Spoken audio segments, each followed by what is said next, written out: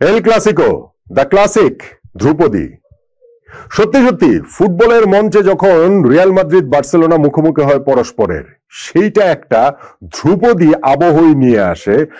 আর এই ম্যাচটা কখনোই আমাদের এক্সপেকটেশনটা মিট করতে ফেল করে না। সেইটা রোমাঞ্চে বলেন, নাটকীয়তায় বলেন, উত্তেজনায় বলেন, উন্মাদনায় বলেন, আজকের এই ম্যাচটাও সেটার ব্যতিক্রম ছিল না। ভীষণ নাটকীয় এই ম্যাচটাতে রেফারি যখন 100তম মিনিট পেরিয়ে শেষ বাঁশি বাজালেন, তখন নিজে স্টেডিয়াম সান্টিয়াগো বার্নাব্যুর দর্শকদের সামনে রিয়াল মাদ্রিদ জয়ের উল্লাসে ফেটে পড়ল। বার্সেলোনাকে তারা হারিয়েছে, উল্লাস করার জন্য এইটাই যথেষ্ট। সঙ্গে যদি যোগ করেন যে এই জয়ের মাধ্যমে লা লিগার পয়েন্ট টেবিলের শীর্ষে নিজেদের অবস্থানটা আরো পাকাপোক্ত করলো, বার্সেলোনার সঙ্গে পয়েন্টের ব্যবধানটা 5 পয়েন্টে নিয়ে গেল, তখন রিয়াল মাদ্রিদের উল্লাসে আরেকটা বাড়তি মাত্রা পায়। সঙ্গে যদি আপনি যোগ করেন গত সিজনে মুখোমুখি 4 লড়াইয়ের 4টাতেই এই বার্সেলোনার কাছে রিয়াল মাদ্রিদ হেরে গিয়েছিল, তখন রিয়ালের কাছে এই জয়টা আরো বেশি মাহাত্ম্যপূর্ণ হয়ে ওঠে। শাবি আলোনসোর এই রিয়াল মাদ্রিদ নতুন কোচের অধীনে এই সিজনটাতে তারা যখন প্রথম এল ক্লাসিকোতে বার্সেলোনাকে হারালো, সেইটা তাদের পুরো সিজনের একটা গতিপথ এঁকে দেওয়ার ক্ষেত্রে খুবই গুরুত্বপূর্ণ রোল প্লে করতে পারে। হ্যাভিং সেড দ্যাট, এটা মাত্র সিজনের শুরু হলো, লিগেরও মাত্র শুরু হলো, কিন্তু তারপরেও এই এল ক্লাসিকো ম্যাচের রেজাল্টের ইম্প্যাক্টটা অনেক থাকে নিঃসন্দেহে। আজকে যে এই ম্যাচটা হলো সেইখানটাতে যেটা বলছিলাম যে উত্তেজনা, উন্মাদনা, নাটকীয়তা, রোমাঞ্চ কোনো কিছুর আসলে অভাব ছিল না। এবং ডিজার্ভিং দল হিসাবেই কি রিয়াল মাদ্রিদ এটাতে জিতে যায়নি? হ্যাঁ, ম্যাচ শুরু হওয়ার আগে থেকেই বার্সেলোনা ব্যাকফুটে ছিল, এই সেন্সে যে তারা ইনজুরির কারণে রাফিনিয়া, রবার্ট লেভানডস্কি, দানি অলমো এরকম ফুটবলারদেরকে তারা আসলে এই ম্যাচটাতে পাচ্ছিল না। কিন্তু ওই রিয়ালের যে সর্বশেষ 4টা ম্যাচে তারা রিয়ালকে হারিয়েছিল, ওই আত্মবিশ্বাসের জায়গাটাও কোথাও না কোথাও থেকে গিয়েছিল। সান্টিয়াগো বার্নাব্যুতে গত সিজনে লা লিগার যে ম্যাচটা, সেইখানটাতে বার্সেলোনা এসে 4-0 গোলে জিতে গিয়েছিল। কিলিয়ান এমবাপ্পে সেটা ছিল এল ক্লাসিকো ডেবু, সেই ডেবুটাকে একেবারেই তারা বিষিয়ে দিয়েছিল। লেভানডস্কির 2 গোল, লামিন ইয়ামালের 1 গোল, রাফিনিয়ার 1 গোলে তারা ওইটা জিতে গিয়েছিল। লা লিগার অন্য যে ম্যাচটা নিজেদের মাঠে খেলেছে বার্সেলোনা, সেইখানটাতেও তারা 4-3 গোলে জিতেছে। যেই 2টা ফাইনালে মুখোমুখি হয়েছে, কোপা দেল রে এবং স্প্যানিশ সুপার কাপ, সেই 2টা ফাইনালেও বার্সেলোনার জয়, 3-2 গোলের জয়, 5-2 গোলের জয়।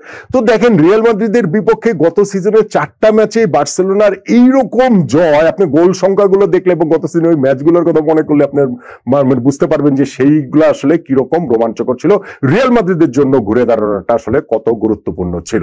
আজকের এই ম্যাচটার কথা আমি বলছিলাম যে নাটকীয়তার কমতি ছিল না। হ্যাঁ, এখন যদি আপনি একদম শেষ পর্যায়ে চলে যান, 2 দলের ফুটবলাররা মারামারি করছে, ডাগ আউটে ক্ল্যাশ ছড়িয়ে পড়ছে পেড্রির রেড কার্ডের পর স্পেশালি। সো সেইটা বার্সেলোনা রিয়াল মাদ্রিদে দেখে আমরা অভ্যস্ত, স্পেশালি জোসে মরিনোর সেই সময়টার কথা, অনেক আগের কথা, 1 যুগ আগের কথা, কিন্তু সে কি আর ভোলা যায়? সেই সময়গুলোকে ভোলা যায়? মেসি রোনালদোর সেই সময় কি আর বলা যায়? সেই কুশীলবরা চেঞ্জ হয়ে গেছে, কিন্তু এই এল ক্লাসিকোর রোমাঞ্চটা কিন্তু থেকে গেছে সেই আগের মতোই। নাটকীয়তা ম্যাচের মধ্যে অনেক জায়গায় ছিল, যেমন খেলার একেবারে শুরুতে 2nd, 3rd মিনিটে গিয়ে রিয়াল মাদ্রিদ পেনাল্টি পেয়ে যায়, রেফারি পেনাল্টি দিয়ে দিলেন, তারপরে ওইটা ভিআর চেক করে সেই পেনাল্টিটা তিনি আবার রুলড আউট করে দিলেন। রিয়াল মাদ্রিদ কিছুক্ষণ পরে এই 15 মিনিটের মধ্যেই তারা একটা গোল পর্যন্ত দিয়ে দিল, সেইটাও দেখা গেল হচ্ছে কি ডিসঅ্যালাউড হয়ে গেল অফসাইডের কারণে, এমবাপ্পে গোল দিয়েছিলেন। তারপরে গিয়ে কিন্তু রিয়াল মাদ্রিদ আসলে লিডটা নিয়ে নেয় এবং তারা এটা আসলে নক করছিল, গোলটা তাদের 80-80 করছিল, এবং সেই জায়গাটাতে জুড বেলিংহামের একটা দুর্দান্ত থ্রু বল ধরে কিলিয়ান এমবাপ্পের একটা দারুণ ফিনিশিং এ এই জায়গাটাতে এগিয়ে গেল রিয়াল মাদ্রিদ। কিন্তু এগিয়ে যাওয়াটা তাদের জন্য ততটা স্বস্তিকর হয়নি, কেননা কিছুক্ষণের মধ্যেই ওই জায়গাটাতে ফেরমিন লোপেস তিনি হচ্ছে গিয়ে বার্সেলোনার ইকুয়ালাইজারটা এনে দিলেন, সমতাটা এনে দিলেন। তবে প্রথমার্ধ শেষ হওয়ার আগেই সেই লিডটা আবার রিস্টোর করলো রিয়াল মাদ্রিদ। জুড বেলিংহাম তিনি এন্ড অফ দ্য ডে কে দেখলে আপনার কাছে মনে হবে শুধুমাত্র ট্যাপ ইন, কেননা এখান থেকে যে ভিনিসিয়াস ক্রসে যে মিলিটাও যে হেডব্যাকটা করলেন, সেইখানটাতে থেকে তো হচ্ছে গিয়ে ওইটা আমি দাঁড়িয়ে থাকলে আমিও গোল দিতে পারবো, আপনার এটা মনে হতে পারে, কিন্তু ওই যে রাইট টাইমে রাইট প্লেসটাতে থাকা, সেইটা আসলে জুড বেলিংহামের ওই ক্রেডিটটা তাকে দিতেই হবে। সেকেন্ড হাফের শুরুতে রিয়াল মাদ্রিদের জয়টা আরো অনেক বেশি নিশ্চিত হয়ে যাওয়ার মতো অবস্থা ছিল, যেইখানটাতে তারা শুরুতে রেফারি ওই জায়গাটাতে পেনাল্টি দিলেন না, কিন্তু ভিএআর চেক করার পরে রেফারিকে বলা হলো যে তিনি যাতে আরেকটা সেকেন্ড লুক নেন, এবং সেকেন্ড লুক নিয়ে দেখলেন যে বার্সেলোনার ওই জায়গাটাতে ডিফেন্ডার হাতে বল লেগেছিল, তিনি পেনাল্টিটা দিলেন। আবার সেই পেনাল্টিটা কিলিয়ান এমবাপ্পের নেয়া শেজনি ঠেকেও দিলেন। অর্থাৎ ম্যাচটাতে বার্সেলোনাকে তিনি অ্যালাইভ রাখলেন। যদিও বার্সেলোনা ঠিক আসলে অ্যালাইভ যে আসলে ছিল, তারপরে যে আক্রমণ করেছে, খুব যে বেশি রিয়াল মাদ্রিদকে চেপে ধরেছে। আমার ওই যে জুলস কুন্ডে যে বলটা পেয়েছিলেন লামিন ইয়ামালের ইয়ে থেকে আর কি, লব থেকে যে বলটা পেয়েছিলেন, ওইটার ফার্স্ট টাচটা তার ভালো হয়নি। ওইটা যদি ফার্স্ট টাচটা ভালো হতো, অত সামনে যদি না চলে যেত, তাহলে ওই জায়গাটা থেকে তারা একটা মানে গোল পেতে পারতো। এর বাইরে খুব বেশি ক্লিয়ার অপরচুনিটি তারা ক্রিয়েট করতে পারেনি, বরং রিয়াল মাদ্রিদ অনেক বেশি অপরচুনিটি ক্রিয়েট করেছে, অনেক বেশি, আরো অনেকবার হচ্ছে গিয়ে এই বার্সেলোনাকে নক করেছে, কিন্তু তারা আর ওই যে একটু স্বস্তি এনে দেওয়া যে থার্ড গোল, সেইটা আর পায়নি। রদ্রিগোর ওই ফ্রি কিকটার কথা বলতে পারেন, এমবাপ্পের আরো কয়েকটা প্রচেষ্টা ছিল সেটার কথা বলতে পারেন।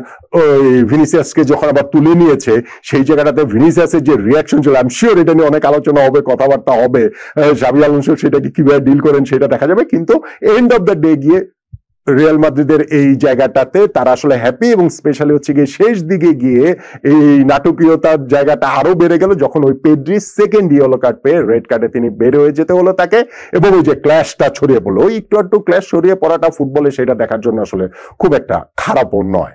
তাহলে এল ক্লাসিকোটা যে হলো, সেই এল ক্লাসিকোটা কিন্তু গত সিজনে বার্সেলোনা 4 ম্যাচে যে 4টাই জিতেছিল, এবং সেই জয়গুলোও কি 4-0 গোলে, 4-3 গোলে, 3-2 গোলে, 5-2 গোলে, সেইখান থেকে রিয়াল মাদ্রিদের একটা টার্ন অ্যারাউন্ড, তাদের নতুন কোচ জাভি আলোনসো, তার এই হচ্ছে গিয়ে কোচিং এ সিজনের প্রথম এল ক্লাসিকোটা এখানে জিতলো। হ্যান্সি ফ্লিক বার্সেলোনা যিনি কোচ, তিনি তো সাসপেনশনের কারণে ডাগ আউটে থাকতেই পারেননি ইনফ্যাক্ট, কিন্তু বার্সেলোনার জন্য এই জায়গাটা থেকে রিকভার করাটা একটু আসলে হয়তো বা কঠিন হবে, কিন্তু ওই জায়গাটাতেই তাদের একটা স্বস্তির জায়গা রয়েছে। সিজনটা মাত্র স্টার্ট হলো, মাত্র শুরু হলো, এই জায়গাটাতে রিয়াল মাদ্রিদ যে 5 পয়েন্টে এগিয়ে আছে, সেই 5 পয়েন্টের গ্যাপ কাভার করাটা সম্ভব।